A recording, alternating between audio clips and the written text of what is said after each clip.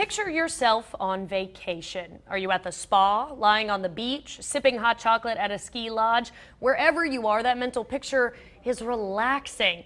But then there's the reality. The kids are crying, the rental car is too small, you're exhausted from the trip in, already looking forward to the trip back. The restaurant from the guidebook is an hour wait, and you already lost your hotel key.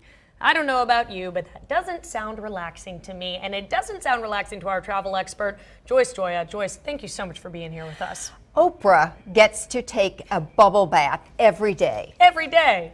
Jennifer Aniston gets to take a yoga class every day. Every day. But when we go on vacation, we normal people need to recharge and regenerate by going on vacation.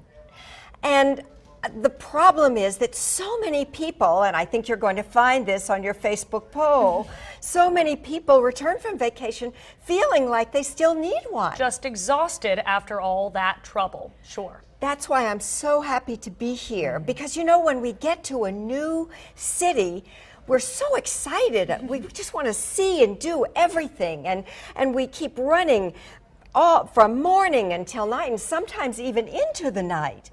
But it leaves us absolutely exhausted.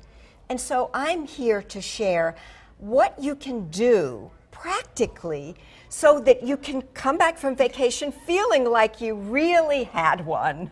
Feeling recharged, feeling ready to hit your regular life full force, really taking that vacation that you need. So some of those tips, where do we even start to make a vacation a more relaxing experience? The first thing is in the scheduling. Map out the list of things that you want to see in that city before you leave, but don't be confined to a particular schedule. Leave it kind of loose, because particularly when you're traveling with children, you know, you have to be flexible. You have to realize that they still need their regular naps, right? And we still need to make sure that they're taken care of too. The second tip that I have is to allow a half a day, and this I always do on my vacations, a half a day to kick back and literally do nothing. I read, I relax. I don't want to have any deadlines at all for at least one half day of each vacation. Sure, so do you put that at the front end of your trips just so you can get in, get settled, and take a deep breath? Not usually. It's usually toward the end so that I can make sure that I'm not crazy when I'm going to be leaving.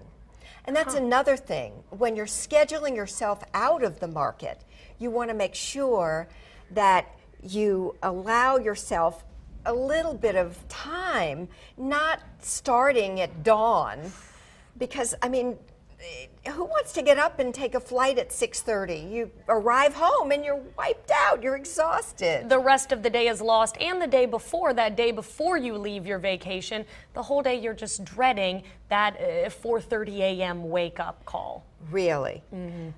When you're traveling with children, make sure that you take along enough toys and games. The other night, my husband and I were at a restaurant in Austin, and there was an under 2-year-old who sat silently for 45 minutes watching a show, watching a movie on the iPad. It was heaven for his parents.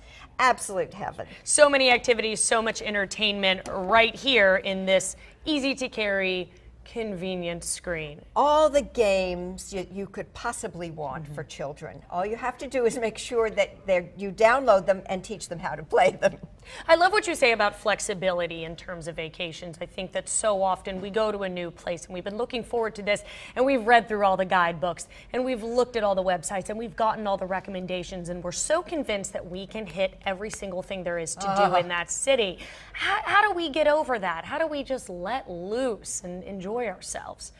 My first spiritual teacher had a great idea. He said, project your consciousness to after whatever it is and see how you feel about it.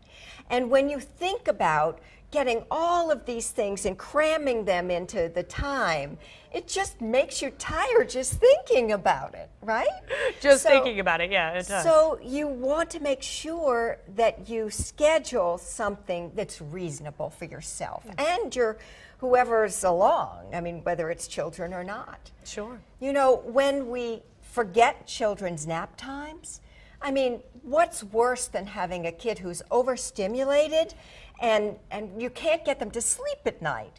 Not a good thing. Not a good thing. No. So it comes down to really scheduling that trip there and the trip back so that you're not waking up at the crack of dawn. You're not exhausting yourself on the travel there. And while you're there, make sure that you schedule a reasonable number of activities to get done.